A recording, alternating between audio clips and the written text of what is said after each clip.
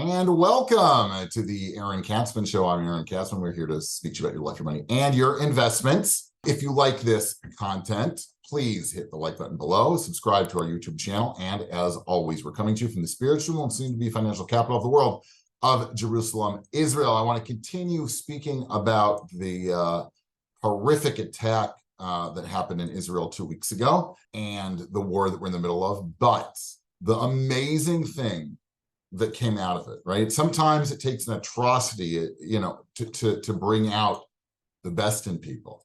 And what I'd like to talk about is maybe a way for us to get a good decree, right, from the one above.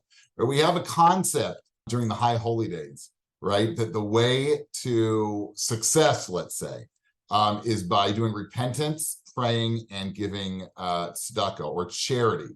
Those are the keys to ripping up the evil degree. What we have seen since the attack is the coming together of Israeli society like no time in its history. You're bombarded by WhatsApp groups, people helping people. It's out of control. It's beautiful. The opportunity for us to give back and help our fellow citizens in stress who are really up the creek, who've lost everything, could be even family members, right? I'm talking about losing everything in terms of a financial or a material type of aspect, is astonishing. Tzedakah, which I spoke about, is often translated as charity, but in Hebrew, the root of the word comes from tzedek, which means righteousness. The Lubavitcher Rebbe explained it similarly. He explains, lastly, the word charity in Hebrew is chesed, not tzedakah. Chesed implies that the recipient has no particular right to receive help, and the giver is under no obligation to provide it. Tzedakah, however, means that righteousness or justice. The implication is that the donor gives out of a sense of duty. And that's really what's going on now, right? Basically, there's so many WhatsApp groups right now for people who have been displaced from their homes and who are living wherever in neighborhoods or in hotels or what have you, cooking food, babysitting. I have a friend who's collecting bicycles because the people down south who lived on kibbutzim often got from one place to another by bicycles, and they lost everything. And he's collecting unused or not recently used bicycles, I should say, and giving it to these people just as a way to sort of get a little bit of a normalcy back into their lives. People are cooking meals for displaced persons.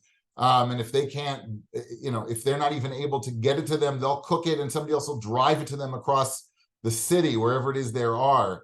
Older children are helping mothers who are cramped up in a small apartment or in a hotel room with 5 or 6 kids to do babysitting. There are all kinds of opportunities for us to help out each other. That is beautiful. And maybe that's what this, I don't want to say, I have no idea of God's ways, but one of the good things that has come out of this horrific tragedy is that we're all here for each other and we're all willing to help each other at a moment's notice. People are willing to drop everything. I encourage you, right, just to, if you don't know where to go to try and help somebody who's less fortunate to you right now because of the situation, just turn to your friend or post somewhere on social media and you'll be inundated with opportunities to help other people. And it's beautiful. It really is beautiful. And hopefully this will be the way to rip up the evil decree that was cast upon us, so that we can once again live in peace and harmony with each other, firstly, because Israel's been through 9 months of, let's say, split, societal split, which has turned pretty nasty, all over something that I think that if everybody agrees with, the judicial reform, people agree with it. They don't agree the way that it was maybe implemented, but I think if people sat down, they could actually get through, come up with a reasonable compromise. But we're way beyond that, and that's not even important right now. Like, who even cares about judicial reform when Israel is facing a pseudo existential threat, I think, and the potential of many more lives lost as the war continues on. And hopefully that'll be it. We will not lose anybody else, and we'll merit that protection by all of the tremendous amounts of charity, kindness, of acts of kindness that are going on.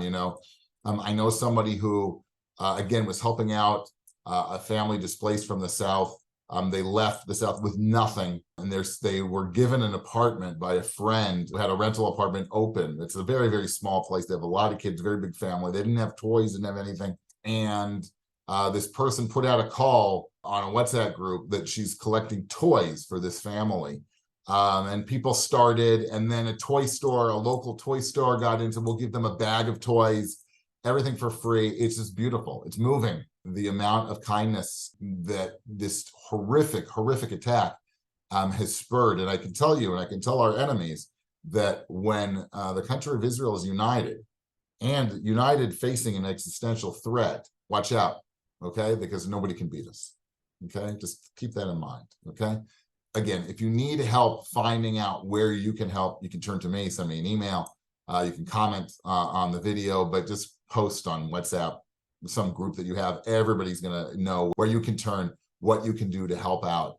And, God bless the nation of Israel. May we continue, even after this is all done, and we're successful and we're victorious, continue to be one united nation that's willing to help each other all the time, not just after a horrific situation, but even when things are just going swimmingly well.